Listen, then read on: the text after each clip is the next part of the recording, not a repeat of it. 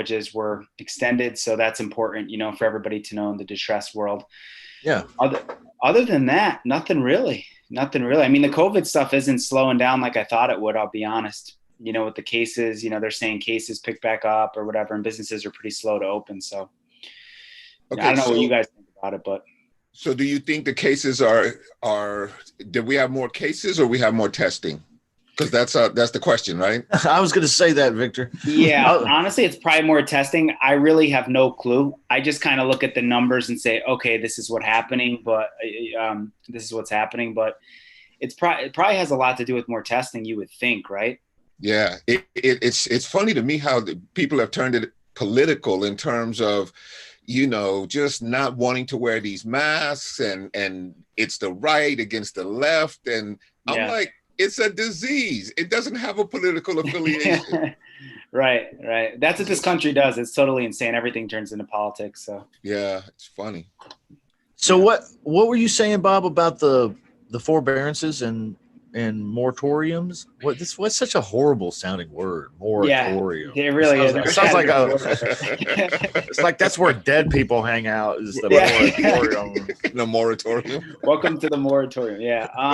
So on all FHA files, so like government-backed loans through the FHA, because the COVID stuff is kind of not slowing down like they thought it would. They've decided to protect people from, getting their homes foreclosed on until at least August 31st, at least. So August 31st is, that's it, huh? That's what they're saying. But I mean, the original one was June 30th and they kept extending it. So who knows? It's so unpredictable right now. Like no one knows that. The government doesn't even know what the hell's going on. So, So is there anybody being foreclosed on right now, Bob? There's some online auctions going on in certain states, but I mean, for the most part, it's pretty easy to get it postponed. Most people are just calling in and saying, hey, I have I need a forbearance, or like I need a postponement, and it's related to COVID. And then the banks are like, oh, okay, no problem. It's a very soft subject with the banks. So I see. Okay. It's interesting how things are playing out. You guys were talking about how it's a political thing, and then it's social distancing, and it's the masks, and it's moratoriums and forbearances, and who knows what's coming next. I got a feeling that they just really are wanting this to, like, one side wants to shut everything down, extend the moratoriums and the forbearances, and another side wants to open things up and go back to like what we kind of feel like was normal. Yeah. And it's up in the air, right? I mean, you don't have a thermometer on that, do you, by any chance? No, when I tell you the government has no idea what's going on, I'm not exaggerating at all. Like, for example, dealing with banks. So Fannie Mae and FHA lenders are not allowed to do interior appraisals on any short sales strictly due to COVID. And I keep asking the servicers, I'm like, guys, when are we going to be able to do interiors? They literally have no clue. So like the people from FHA calling the shots, the people from Fannie Mae calling the shots, they don't even have deadlines. They have no clue. It's just mass confusion. And the scary part is you would think by now it would be getting better and like heading in a certain direction. But I'm telling you, like it's just mass confusion. No one knows anything yet. Yeah. It's just so unpredictable. Yeah. A lot of people still working, a lot of people hurting too, from what I hear, you know. And so there's a certain number of folks that are opting for this moratorium on foreclosures. They're enjoying the ride, I guess, right? I mean, they need it. They need the time. Yep. And you're saying that's coming to an end at the end of August, supposedly. Possibly. Yeah. That's how long it's going to be before they evaluate it again. So if they don't do anything different and it ends August 31st, then what's going to happen next? Like foreclosures? Unfortunately, that's what I think. Yeah, and like usually I say it's cyclical. You'll hear me say all the time, you can't lump the whole real estate economy into one, saying or statistic because Yeah. every market's different. Well, sure. But I think even in healthier markets, I mean, the job loss is so profound that I think, we're going to see foreclosures in every market, in my opinion. Yeah. So, Oh, I think so too. I think so yeah. But too. people were already at different stages before all this went down anyway. So it's not like it's going to be some mad crazy change, but that change will come, especially as the different areas start opening up differently, right? Most of foreclosure and the auctions that I've seen, the cash for keys were already, dispersed, and things like that was already in motion. The people were already moving, so they still continued to close and sell the property, but others were put on halt. So yeah, there's no crystal ball. Yeah, the ones that you're thinking of, which is totally correct. Like you said, they're the people that were in trouble. Like they were in late stages of delinquency going into COVID, pre-COVID. So, like you said, they just continued to, get foreclosed on, short sold, etc. So, yeah. So Yep. come September, do you see the banks just cranking out these short sales, like doing these all the time? Like a machine. I think there's going to be a lot more, but I mean, look, I think in some markets, markets that are really healthy and have a lot of equity, even though there's going to be a foreclosure uptick, that doesn't mean that there's going to be a lot of underwater people and a lot of short sales. Oh, true. So yeah. So for like wholesalers like you guys, you're going to have a great opportunity if your market is still equity rich and there's tons of foreclosures. You could hit up those pre-foreclosure lists and kill it, in my opinion. There's going to be a great opportunity there because they won't be good short sales because they have equity, but still going to be really motivated sellers that are facing foreclosure. Excellent point. Good news. And thank you for always bringing us the good news. But also, we will be finding these short sales, which, by the way, Bob brought up a great point here. He always stops by once a week to visit with us, and he always brings up something good. And here's what I caught just now is that, remember, in order for it to be a short sale, quality lead, okay, for it to qualify for a short sale, they have to owe more than the property is worth. Okay, so the fees, the interest, penalties, taxes, whatever, I don't know what all it is. Okay, it's like when you get your phone bill and it's got all your cell phone bill and it's got the universal phone fees and the I'm like, what is this? Yeah.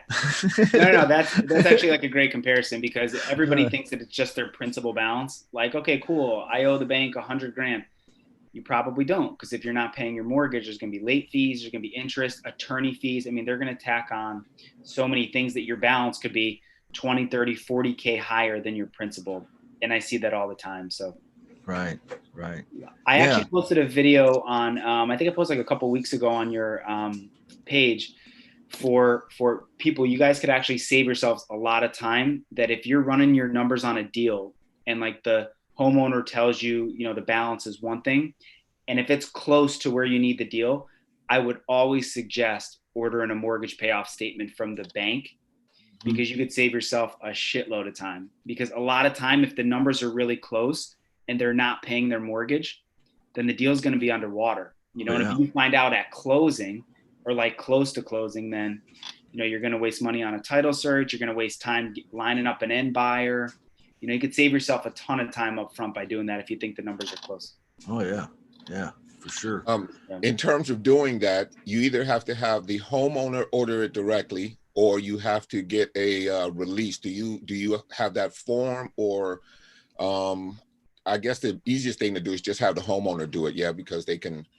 Well, theoretically, you want the easier would be the homeowner, but I would always take measures into your own hands so then you can control the timeline and control the follow-up with the bank. You don't want to rely on the homeowner, especially if they're in a tough spot, they have stuff going on. So I'd be happy to send any of you guys the third-party authorization. Like I have it. I have to use it on every short sale I do. So like if you guys ever want to check out what the mortgage balance is and get a payoff, shoot me an email. I'll just give it to you, and you could just use mine. But that's required. Yeah, I would definitely do it yourself.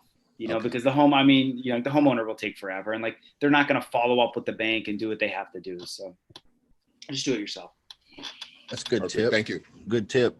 So when you guys are out there in the wholesale world, looking at these property deals, you get leads, you get pretty house leads, you get ugly house leads, you run across a lead, it's a realtor, you find a broker, you found somebody's brother, Jerry, you find all kinds of different people, and occasionally you find these people that are underwater and in foreclosure.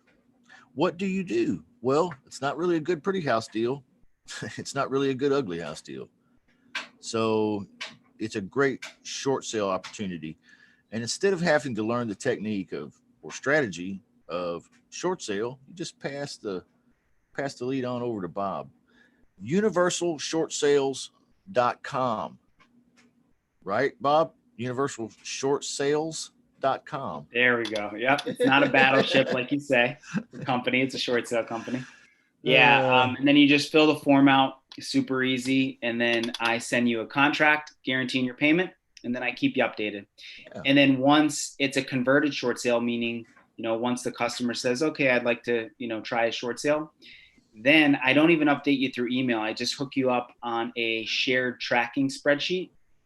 And then you can literally check on it whenever you want. You don't even have to reach out to me. Feel free, obviously, if you want to, but you just check the spreadsheet and then you could see where the deal is.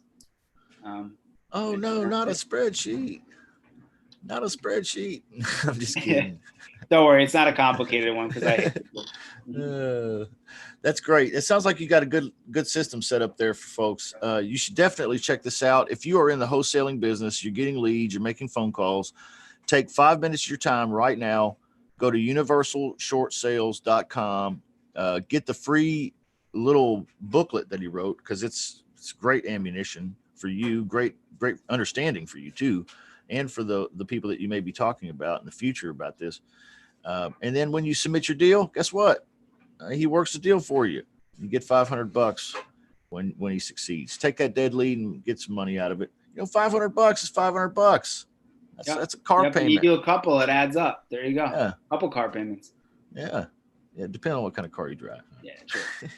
Good point. Bob, we appreciate you, man. Thanks for stopping in today. We'll catch you next week, brother. Thanks for having me. Later, everybody. Have a great day. Have a good weekend. universalshortsales.com, everybody. Go check it out. See you guys. Take care, Bob. Thanks. See you, Victor. Well, hey, we're going to jump into a virtual assistant training today. Then I'm gonna go see my mom. I haven't seen my mama in a long time. Oh, that's nice. Maybe even a couple years. I don't know. It's been a long time. It's been a couple of years. Maybe. Wow. Yeah. Maybe. You're gonna get a spanking when you do see her.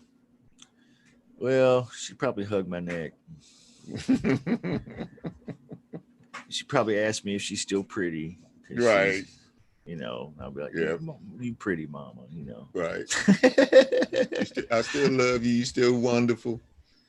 Yeah, all that good stuff. Yeah. They live about 6 hours away from where I am. So not too bad, but just far enough where it's just hard to get there unless you plan a couple of days to do stuff or whatever. Yeah. So I'm gonna do that this afternoon. But before we do that, let's jump into this virtual assistant pre-qualification.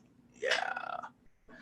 I want to talk about this because there's so many people that I feel like, not so many, but there's a few that are confused a little bit about this particular form. Okay. Sharing screens here. This is the Lease Options 2.0 course. Okay. If you slide down, you can see there's a Get Started. There's the Right Tools video and all that good stuff. But I've added these extra trainings here below the main module videos.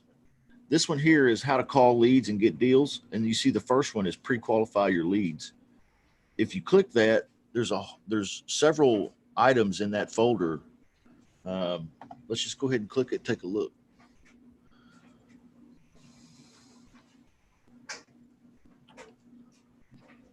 This is just pre-qualifier training. Okay, we could have clicked the closure leads training. This is closer training. Okay, you guys understand the difference? All right, there's, for new folks that may not catch this, there's a pre-qualification call that can be made to your leads. Let's say you generate leads on the automatedrei.com or someplace. You've got some yeses and some maybes to talk to. Then, you can either pick up the phone and call them yourself and you can close them, right? Or you could have a virtual assistant do some of this work for you. All right. And you can do what's called a pre-qualification call, which a virtual assistant will make this call. Okay. And you want a good virtual assistant to make this call. You want somebody who can, talk pretty good American English and who's friendly and cute. Somebody that is easy to hear, easy on the ear. Okay. Because this is a customer service type call. So I clicked the pre-qualify your leads button here, but I could have just as easily clicked the closer training. Closer training is mastering the phone to get deals and the seller call cheat sheet, the objections cheat sheet. Okay. But the pre-qualifier training, when you click that, it opens up this, and there's an old lead property information sheet. This came from Ron LeGrand. Okay. I use this for a long time, but I've recently adopted a new one, and it's this one right here. Okay. This one right here. Now, this is not the script that you use. I've had a couple people come to me and say, hey, how do I close at the end of this? And I'm like, well, you're not supposed to close at the end of this. Okay. This is a pre-qualification script. This is not the closer's training. Okay. So there's a difference. The pre-qualification script, this is what we're looking at, is just a customer service call where the virtual assistant dials up the lead, has a real non-salesy, non-telemarketery conversation. And today I want to go through this script and I want to maybe even role play it with you guys, because you need to go, if you have a virtual assistant, you need to go train them how to do this. Okay. Train them how to do this. Does that sound like fun today, guys? Or did I lose you? All right. I got some messages here and there we go. Yeah. Got people working on deals. It's great. It's wonderful. So let's talk about virtual assistants. Why would you want one? Why would you want a virtual assistant to do pre-qualification calls for you? What's a scenario in which you might want to, as a new wholesaler or as an experienced wholesaler, want to hire a virtual assistant to do pre-qualification calls for you? Anybody?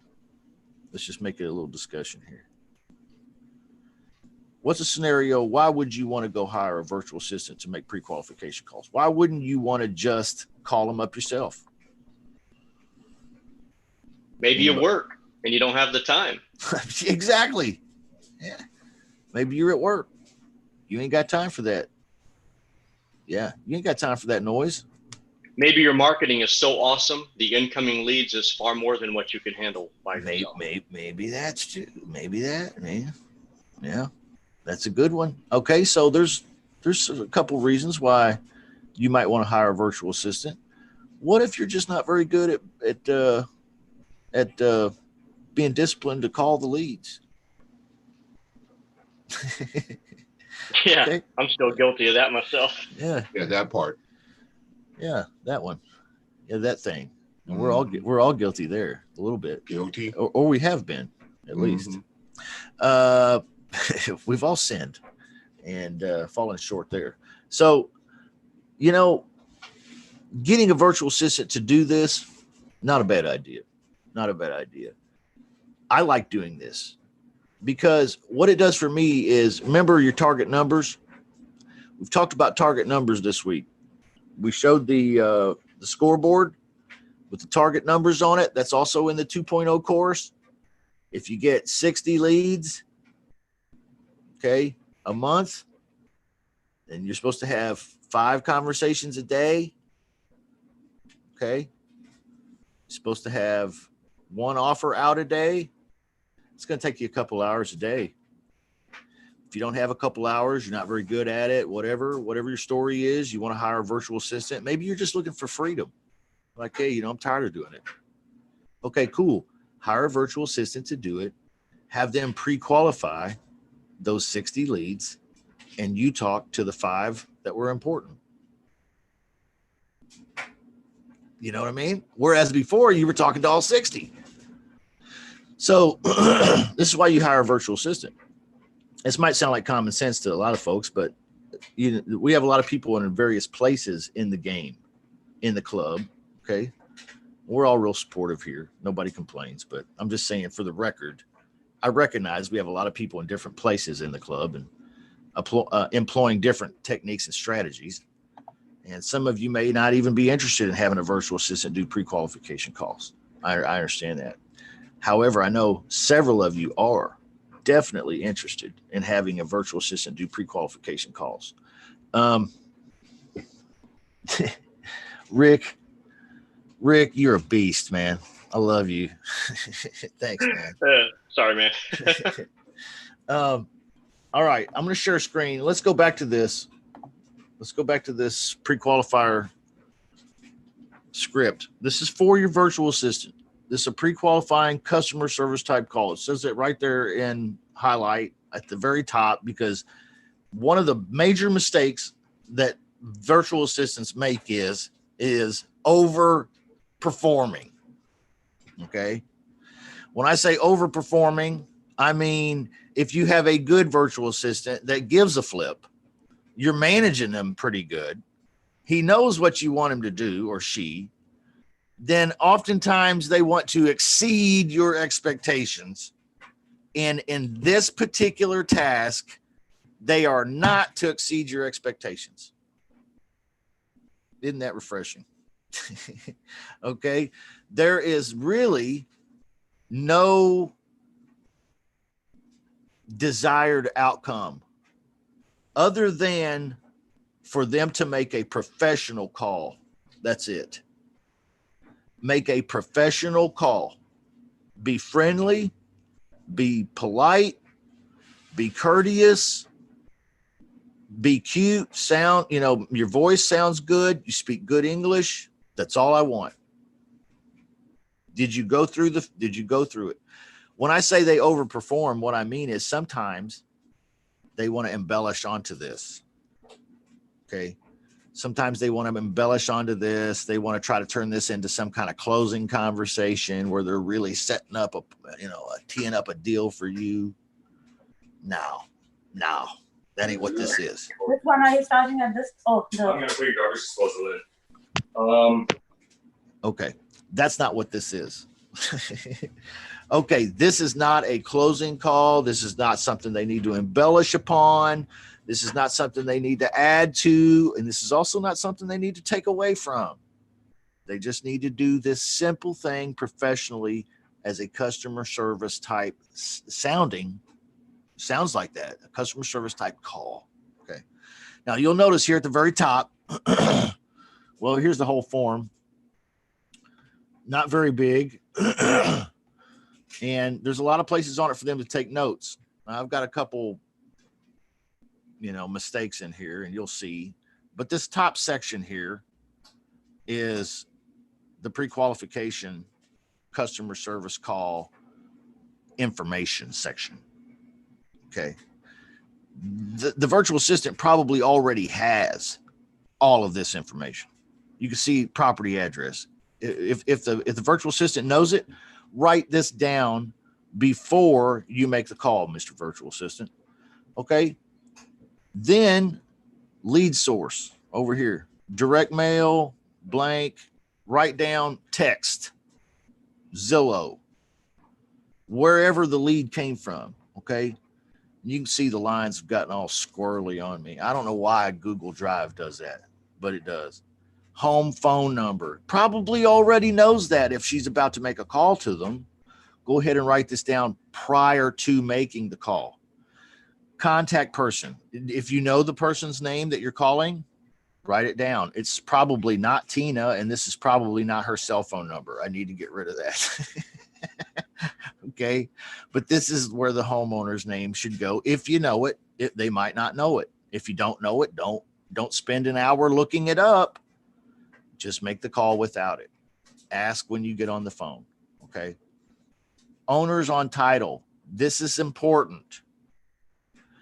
I want the virtual assistant to go to PropStream, and I want them to look up the property address before they make the call. Why do I want to do that? Because I want to know that the virtual assistant has done some due diligence on this, has gone to PropStream, and has found out who the owner is. So that if the owner's name is Ricky, but she's calling a Tina, okay, something's not matching up here. Okay, we need to figure out who Tina is to Ricky. I'd like to know if the virtual assistant talked to the person that owned the house or just someone else. Okay, I've done it myself. I've called and had an entire, when I was first getting going, called and had an entire closing call with somebody, spent 30, 40 minutes on the call with them just to find out that it wasn't even the right guy. It was actually his freaking brother. And that he was going to let him know that I called and I was going to have to do this entire thing over again. What a moron. All right. Yeah. Okay. So just have the virtual assistant take a couple minutes, put together the address, put it on PropStream, pull out who the owners are, write them down right here, owners on title. Okay. Mortgage holder. While you're on PropStream, you might as well write that down too. Email, you probably don't have that. If you do, write it down. If you don't, that's okay. Any information you don't have, just leave blank. All right. Now, when you pick up the phone and call, you're going to need to train your virtual assistant how to do this. So get ready to role play with them a little bit. When you pick up the phone and they ask how you got their info, I usually have the virtual assistant say, Google. Google? You found me on Google? Yeah, it was a website. Might have been Zillow or something. Don't know. But we are real estate investors in the area, and we are looking to buy a few more properties by the end of this month. We sent out a few messages to some properties that fit our buying criteria, and we took an interest in this one. We buy houses, and we think we'd like to buy this one. Does that sound okay? That's exactly what I want the virtual assistant to say, word for word. That's it. Hi, we're real estate investors. Hi, my name is April. We're real estate investors in the area. Or I have some virtual assistants in the past that have preferred saying, hi, my boss is a real estate investor in the area, and he's looking to buy a few more properties by the end of the month. We sent out a few messages to some properties that fit our buying criteria, and we took an interest in this one. He buys houses, and I think he'd like to buy this one. Does that sound okay? If they say no, I don't have anything for sale, I'm not interested, I'm tired of you people calling me, whatever it is, just get off the phone. You're okay, just get off the phone. If they said, okay, that sounds fine, then the virtual assistant goes on and says, all right, so what's your situation and how can we help? Okay, most of the time they're going to get, there is no situation. That's the standard answer. I don't have a situation, but you know, if you want to know about the house, I'll tell you about the house. All right. So the virtual assistant, if they want to embellish a little bit, they could dig a little bit here, but I have not found a lot of them to be good at this. Okay. So there may not even really be a situation for them to dig out. So I just want the virtual assistant to move on to the next statement. Okay. So what would you like to see happen by the end of this call? Hopefully the guy says, well, hopefully we can get us a deal going here on this house. Okay, the next question, any repairs needed? Just move to the next question. Now, you see there's places to take notes here. Virtual assistant should be taking notes. This is a pre-qualification call. Just taking notes. Any repairs needed? Okay, great. Is the home listed? It's not. Okay, then write down no. Okay. And then skip down here to motivation and price.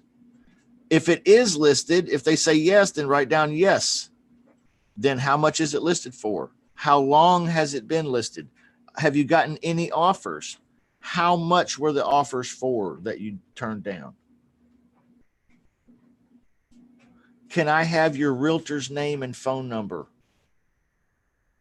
Why is this important? Because we may want to make our offer through the realtor.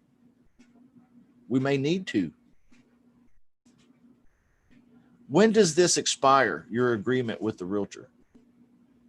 Isn't this great information to have, guys? You see how you can really get an understanding of where this guy's at and his situation just from looking at the data on this paper, if your virtual assistant did a good job, okay? And this is not a hard task. This is very easy for a good virtual assistant to accomplish. This is not a sales pitch. They don't care, honestly, if the person cusses them out, they just hang up the phone and go on to the next one. Okay. I just want them to do a good job. I don't care if the homeowner liked it or not. I just want you to do a good job. That's it. Okay. That's how I talk. All right. That's probably the mind frame that you ought to have too on this, because they can't guarantee you that the homeowner is going to want to cooperate. They can't guarantee the guy's not a dick, you know. Sorry for my language. They can't guarantee the guy's going to be motivated. All they can do is ask the questions, and that's all I want them to do. All right. So I found out all the information about the realtor. The next one, motivation and price. Is there a particular reason you're looking to sell at this time? Then write down the answer. How quickly are you looking to sell? Then write down the answer. What are you looking to sell the property for? Then write down the answer. Is this flexible? Yes, no, maybe. Write down the answer. Wouldn't it be cool if this was the lead, this form filled out completely, if this was the lead you were calling instead of just calling someone that texted you back? Think about it. Would you rather call this lead or the text lead? You'd rather call this lead. Yeah, without a doubt. That's a much better. Yeah, you have a whole lot more ammo. Oh, yeah. Yeah. And in many cases, you have the essence of their motivation is also written here. Yeah. Maybe not the deep, whereas in the closing, we're going to use empathy to get down to the deep pay dirt.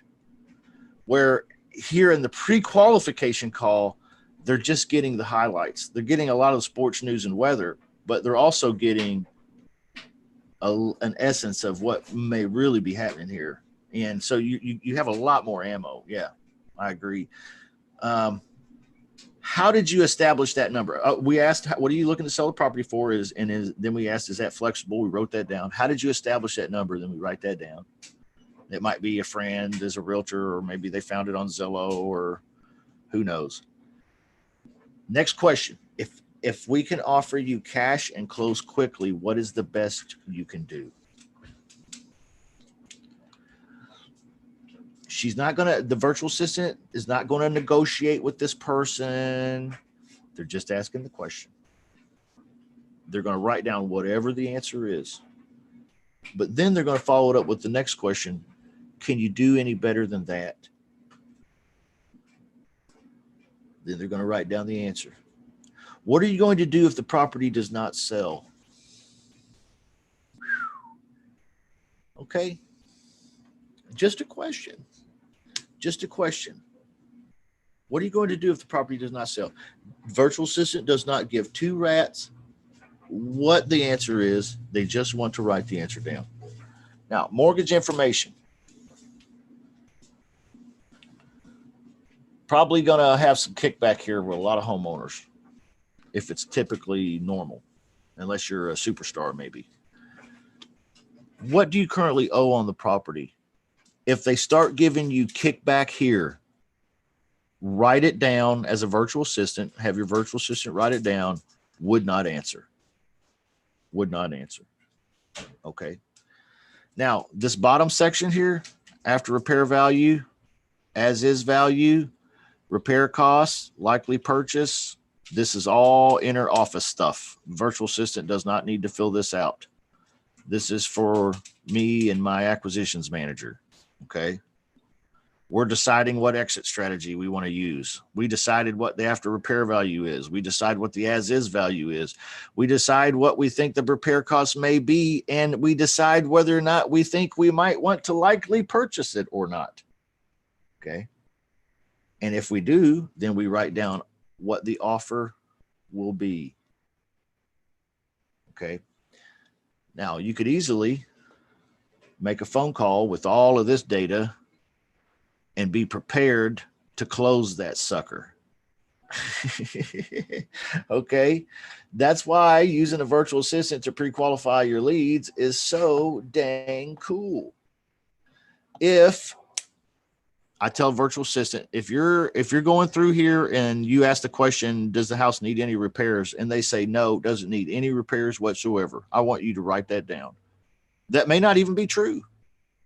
Write it down. I don't care. Another tip is if you're going down here, let's say you get to the question, is there a particular reason you're looking to sell at this time? And they refuse to tell you. Don't argue with them. Don't try to get them to tell you. If they say, no, I don't see why that's any of your business. Okay, Mr. Homeowner, how quickly are you looking to sell? Just move to the next question. Be sure, though, to write a note here that he refused to answer this question. Why do I want to know that? Why would I want to know that as a real estate investor? This guy did not answer the question why he would want to sell. Why is that important information for me to know that this guy doesn't want to tell anybody why he wants to sell? Important in the sense that you kind of go in knowing that you're up against a guy who's not going to open up easily, and that there's probably something more here that is, that he may be embarrassed about. There's more underneath this hood than meets the eye. Yeah. So I'm either gonna throw it in the trash, or I'm going to put my best closer guy on at me and not let my AQ guy do it. Got it. You're exactly right. And that's how I play it out. I may pitch it in the trash depending on how busy I am. This guy doesn't want to tell anybody. He doesn't want to tell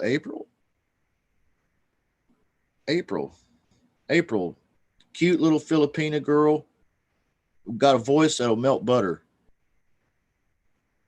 Okay. Friendly as the day is long. And this asshole here won't tell her why he wants to sell his house.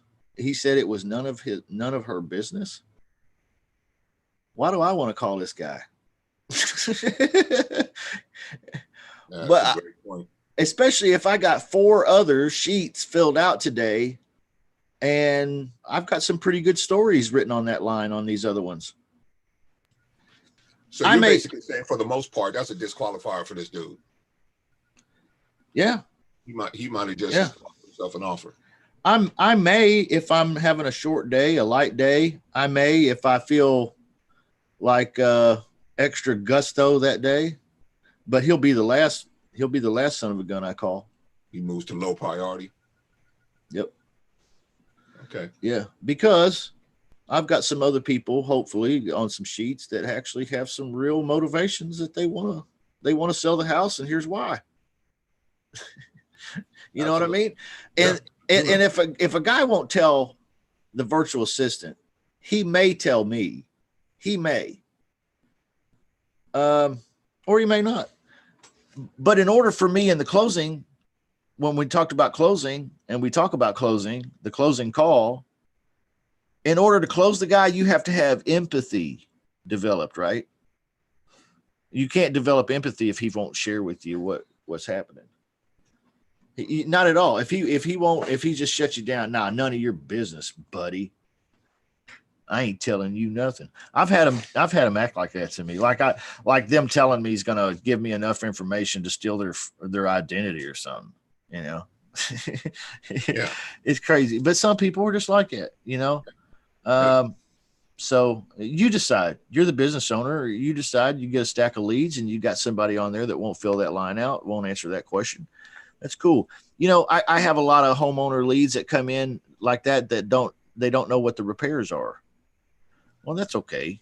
That's okay. You understand. Give us an idea of what you think needs to be done. Okay. You know, write that down, virtual assistant. That's just have them give you an idea, you know, get some information. And remember, you're not trying to close these people. You're not trying to lead them anywhere. You know, you're just trying to get these answers. Craig asked me on online. He said, I just got on this. Is this in a package? Yeah, this is in the Outsource Lease Options 2.0. It's at the website, realestatewholesalersclub.com. Yeah. Yeah. So Lionel says there's no motivation from that guy. So he would not get a call back from me. You know, I don't necessarily blame you. I don't blame you. No. He would definitely go to the bottom of the stack for me for the day. So a much more qualified lead. So instead of making, 5, 10, 15 calls today, I'm going to make 3, 4, 5 calls, and I'm going to have some conversations, maybe even 2 calls today. Hell, what if I only had 1 call and it was a good one? That's still not a bad day, really.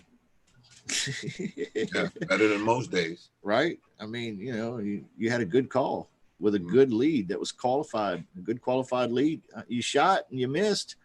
Put him in your follow-up drip. Get ready to follow up with this guy. So that's working with virtual assistants on pre-qualifying your lead, why you need to, why you want to, maybe why you should have a virtual assistant pre-qualify your lead, and then how they should go through it. Now, I want to role play it with you once so that you hear. Actually, I went through it, but you heard me explain it, but I want you to hear what a virtual assistant should sound like. And I'll be the virtual assistant today. And you guys can, one of you can be the homeowner. I'll do it. Okay, excellent. Let's do it. Let's role play this thing. Now, you're going to have to train your virtual assistant the same way that I'm talking to you right now. Okay. Which that's why I'm not playing you a copy of my virtual assistant making a pre-qualification call. Okay, because you would learn from that, but at the same time, you're going to have to teach this to your virtual assistant. Okay, you're going to have to role play this. You're going to have to go through the sheet with them on Skype or whatever media you're using to talk with them. You're going to have to go through it, explain it to them just like I did, or play them this video maybe. And then you need to role play with them. It's not enough to explain it to them. You got to role play with them. Yes. And you need to role play with them, and then you need to record them when they're doing this. Okay, gold nuggets for you. Because you need to monitor it occasionally to make sure that they are doing the job correctly. It's not a sales thing. Are they over embellishing? Okay. Are they sounding like a salesperson or a telemarketer? Well, that's bad. You don't want that. Are they speaking clearly and plainly where people can understand them? Okay. Okay. All that's good. Okay. Did they ask all of the questions? Okay. Now at the end, I'm going to show you. I don't have this on the script because I don't know what you want them to do with the lead. But if a virtual assistant gets to the bottom of this form, you need to have them decide for them what they're going to do with the lead. Do you want them to set an appointment with the guy to have you call? Or do you want them to say, hey, my partner is going to call you back? Or do you want them to say, okay, great, we'll think about it? You have to decide what you want them to do with your leads and how you want them to give them to you. Okay. I'm going to throw that in there too. Do you have them refer to you as their partner? Yeah. Or boss. Or one or the other. Okay. Yeah. Yeah. I'm okay with either one. Okay. I like boss better. Yeah. That's authority when you call. That's yes. Yeah. But yeah. And it's special when they get the call from me. Yeah. You know what I mean? Exactly. Yeah. So I'm okay with that. Either way. Really, yeah, I prefer boss, and it might be just because I'm trying to set myself up to be the big guy. You know what I mean? But you're right. It's really setting the authority in the prospect's mind. That they have been elevated, and it kind of, in its own little way, strokes their ego. Oh yeah. Yeah, you should definitely be doing this with cash buyers too. In the Coho Sale 2.0 course, there's a cash buyers VA call script. And they should be at the end of that call referring to you as their boss, so that when you make a follow-up call to that cash buyer, it's like, hey, I'm the owner of the company and I saw your information. One of my folks talked to you today. Don't you sound like a son of a gun that can get some shit done, maybe? Yeah. Yeah. You got to think about this stuff, guys. Yeah, exactly. It's marketing. It's planning. It's working your customer through the pipeline, setting them up for the next stage. It's all good stuff. All good stuff. Yes, you can use this script for traditional wholesaling. Yes, you can, Ron. Somebody asked that in the chat. You can use the same script for traditional wholesaling because you're just going to get the motivation out of them. You're going to get the data, the info, and then you're going to make the call and you can close the wholesale. Absolutely. Yeah. Okay. Yeah. Let's share screen and do the role play real quick and then we'll call it a day. Okay. Then I'm going to go see my mama. She don't like it when I call her mama. She don't? No. She's one of them where she's like, you call me mom or you can call me mother, but I prefer mom, but not mommy, not mama, not any of that. Right. Don't baby this up for me. I'll have your dad bust your ass. And she did. I love her already. I got a spanking one time for doing it. I'll tell you that. But now that I'm 43 years old, I'm like, Dad, I think I can take you. Right.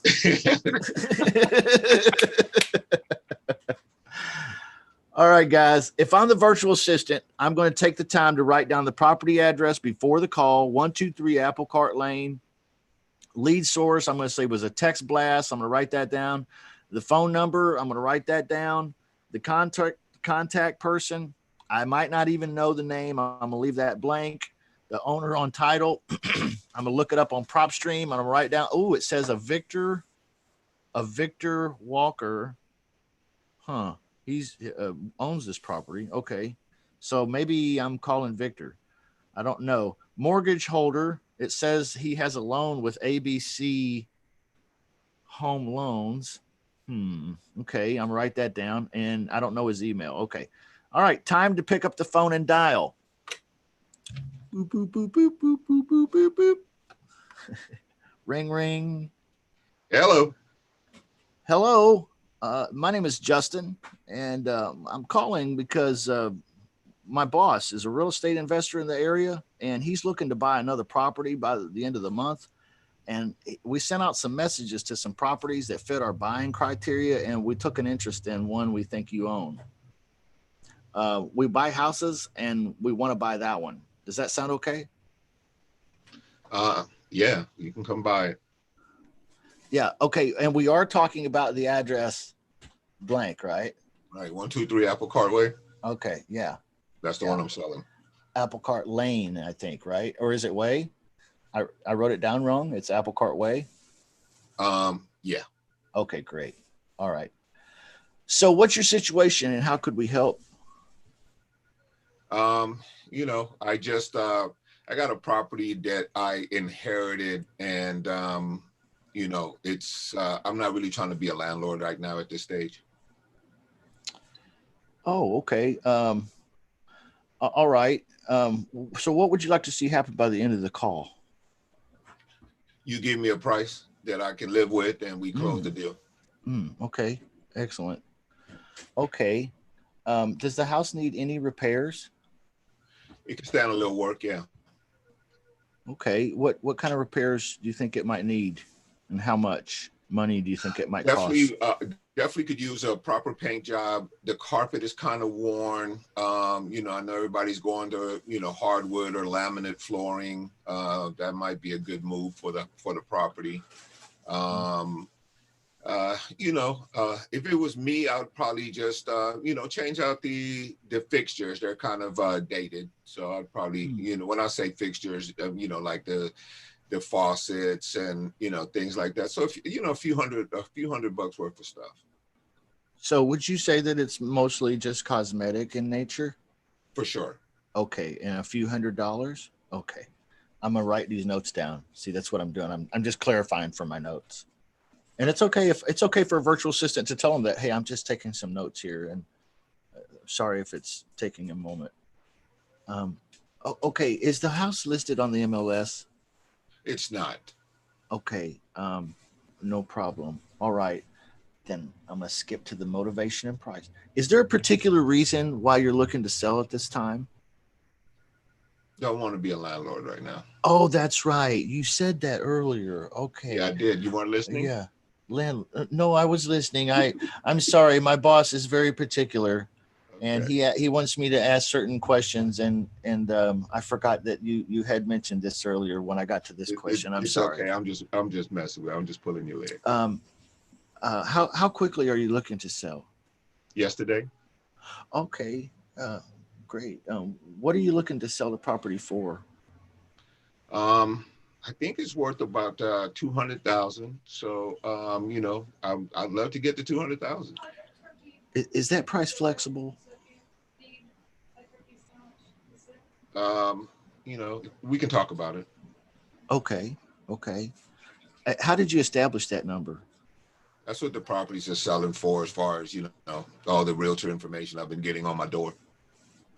Okay, if I can offer you cash and close quickly, what's the best you can do? I'd do a $20,000 discount if you can cash it out right now. I don't have any mortgage on it. I'm gonna write it down. Can you do any better than that? No, I think that's I think 20,000 is pretty good. Okay. Fair enough. What are you going to do if the property doesn't sell? Burn it down. Okay. No, okay. I'm kidding. No. Oh, I was writing that down. I'm sorry. I was gonna tell my boss that you were gonna burn it down if you burn it down. No. Haven't really thought about it. I'm pretty certain it's going to sell. Okay. Pretty certain it will sell. Okay. What do you currently owe on the property? It's free and clear. Oh, okay. Yeah. Okay, free and clear. Yeah. I'm gonna write that down here. Okay. Well, it's been great talking to you, Victor. You've been very helpful. What I'd like to do is pass this information along to my boss and let him review it because, like I said, he's really interested in this particular property, and I think he'll be calling you back. Sounds good. When can I expect a call? I will give this information to him in the next few minutes, and you should hear from him today. His name is Justin. Okay. And he, like I said, he's my boss. He buys properties all the time, looking to pick up one, and he thinks this one might be one that fits what he's looking for. So we appreciate you talking to him. Thank you. Okay, thanks. All right, bye-bye. Okay, it's about that simple, guys. Now they take that lead, they'll not hand it, but they'll email it to me, right? Now I have an email with this lead in it. What do you think about that lead? What do you think about that lead? You know, if it's me, I'm excited about it. First of all, it's free and clear. As soon as he said that, I would be like, "Oh, cool." Yeah. You know, he doesn't have a whole bunch of information. He got his value out of real estate stuff that's being hung on the door, which that has no real. I mean, it has some accuracy, but real estate agents just put stuff together and send it to you and try to get the listing. So that's where he got his info. So he really doesn't know. And he's already made it clear he does not want to be a landlord on a property that he inherited. I am excited about this guy. That's a great one. That's a great lead. Would you be more excited to call that guy than, let's say a text that said, sure? You send a text message out. You're like, hey, would you consider blah, blah, blah? Sure. Okay. You going to call that guy first, or are you going to call the guy that just filled out this form with you in your VA? You could call this guy first. All right. And before you call, you already know, you have a sense of his motivation. You have a sense of why. You can strike more empathy with the guy. You can relate with the guy better. You can have a better plan. You can have a better confidence. And you're asking your virtual assistant to do a very simple thing. Not selling anything, not convincing anybody. I don't give a shit what his answer is. Write it down. Okay. That's it. And do it in a sweet voice. And I was hoping Victor would throw an objection at me and say, I'm not telling you what I owe on the property. It's none of your damn business. Oh, okay. I would have said, as a virtual assistant, I would say, that's okay, sir. You don't need to share that with me if you're uncomfortable. What I'd like to do is pass this information along to my boss. I think he's very interested in this property. His name is Justin. Would it be okay if he calls you this evening at 5:30? Okay. I have a calendar, right? Yeah, because I was thinking, don't unless I have a calendar and I operate from that calendar. Please do not commit me to a time. Yeah. But in my case, I have a calendar. I'm cool with that. And they schedule. Yeah. Otherwise, they just hand it to me, and I would just call it at my leisure. Right. They might write down there. He said he would like to hear from you today. Yeah. Oh, okay. Well, this guy wants to talk today. He must be really motivated. Yeah. Okay. So this is a way better lead. All right. Make sure you pick the right guy or gal to do your calling for you. Okay. Don't pick just any old guy for $3 an hour. And also don't have them doing this for hours and hours and hours and hours a day. Have them doing this for a couple hours. All right. Because this is tiring work. It's repetitive. It's repetitive. Would you like to sit up straight and sound professional and say the same damn thing over and over and over and over again for 2 straight hours? Okay. Well, they don't either. Okay. So be nice to your employees. All right. Your virtual assistants, and treat them well. And when you find one that does you a good job like this and can pre-qualify these leads, technically you could do it yourself. You could do this yourself. You could pre-qualify it yourself. Then you could set up a closing call and call back later. Okay. You could do all this yourself. And maybe that's how you slide into making phone calls. If you're feeling a little bit, shaky about it, that's okay too. What I find is that a virtual assistant who does this pre-qualification form properly negotiates better with the homeowner than most of us do in our closing calls. Did you hear what the virtual assistant was doing? What are you asking for the house? Asking questions. developing empathy without even realizing. How much are you asking for the property? Is that flexible? Can you do any better than that? If I were to give you all cash and close quick, what's the best you could do? Can you do any better than that? They're negotiating the shit out of this thing. And then we're on the phone trying to close, and we're it's a valuable tool, guys. All right. Yeah. I've talked enough about it. Any questions on this stuff? Ron wants to know if I can make an ugly house outsource wholesaling. That's a good idea. Yeah, I should do that, Ron. Thank you. I should. I'll be pondering on that. Yeah. Because I'm at that point where I'm ready to do that and filter through my leads and just focus on who I want to talk to. This is going to be the age-old question, and I know I can almost anticipate your answer. What would be your best suggestion for finding that person? Virtual assistant. Yeah. I know where this is going. Well, there's a couple different ways to do it. Well, more than that, really. I prefer people that I have a friend that's had experience with or something. If I can, I've got some folks that were referred to me that were pretty good. But I also went to an agency and bought a virtual assistant package, and that worked out really good. I also went to, and some of this is not long-term stuff. So sometimes they work for you for a few months and then they're gone. Other times they're there for a few years. Stuff happens in their lives just like us, they're not robots or machines. They have kids, mom dies, and they move, they go back to school, shit happens.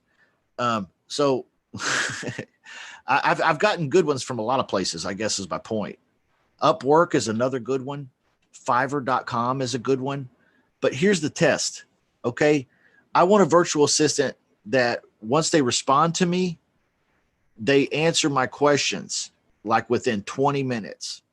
That's my parameter. Okay. If a virtual assistant doesn't respond to my initial hiring type message within 20 minutes, they disqualified themselves, because I cannot be waiting all freaking day for this guy to get back to me about my business. Right. I need responses. So I give a guy a 20-minute time limit. That's going to eliminate a lot of them. All right. And then, and I'm talking, for example, I'm thinking about Upwork. When I find a lot of my guys on Upwork. Yep, me too. I'm an Upwork guy myself. Yeah, and I only pick the ones that respond well, and then I'll set up a short interview via Skype. Okay, and it needs to be video and it needs to be audio both. All right, and so I'll set up a handful of these, and these are 5-minute interviews. Okay, this isn't, tell me about your background and what's your dreams. And, this isn't like I'm trying to get a job at Sprint or something. This is like 5-minute interview. What I want to know is when can you work? How long can you work? Can you speak really good English? And can you ask the questions on this form in a professional manner? And I will even role play with them a little bit. I'll have the form ready to go. And I'll say, here's what I want you to do. And it'll be a couple hours a day. When can you do it? And can you do it for that long? And let's practice it right now. And if I will need time to review. No, we ain't got time, buddy. Click. I need you to sack up and go for it right here on the phone right now. I like to send them a variation. I like to send them a variation of my script and have them record it for me and send it back, just to see how familiar they are with actually making a recording, sending it to me. But then also it gives me a chance to listen to what's in the background when they do the recording and things like that. So you can really kind of pull out a lot of different scenarios with their surroundings and, and I mean, besides just their English. So, and I'll usually send them a couple scripts, and I'll say, make me 2 different recordings, and go out that way. That helps. I've had guys say, I speak American English. They type pretty good.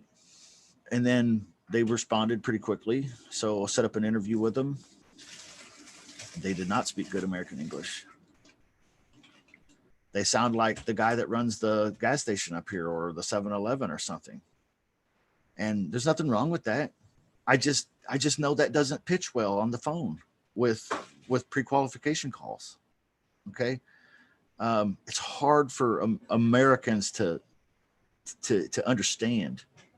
Okay. And so I'm like, first 30 seconds, you know, I'm just like, okay, well, this is not going to work out. I'm sorry. I'm looking for something different. I wish you the best. Have a good day. Click. Okay. You got to be picky. It's like picking an insurance company. When you pick like when I was a kid and I had to get a car insurance for the first time, I said, Dad, how do I do it? He said, you get in the phone book. Okay. Because back then we had phone books, and you call 10 insurance companies and you get 10 quotes and you pick the cheapest one.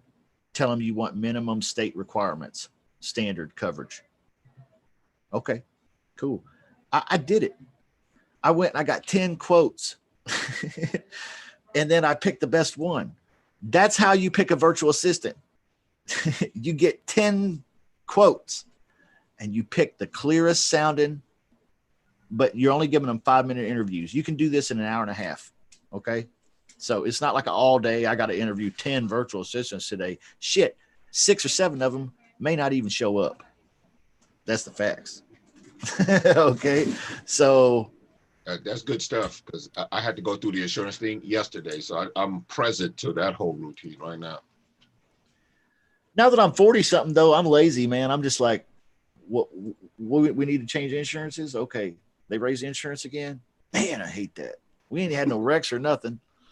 Who we going to go with? I don't know. Let's try Progressive. Right. Let's try Travelers. Right. You know, it's like, well, how much is that? Well, that's cheaper than what we're paying. Go for it. Forget the 10, you know, forget. So there's probably a better deal out there that I don't have on insurance. I don't care. But a virtual assistant, I want something good, man. If you don't get quality here, what are you effectively doing to your leads? Oh, yeah. Setting them on fire, man. Gone. That's true. That's so true. Here, let me take this stack of leads.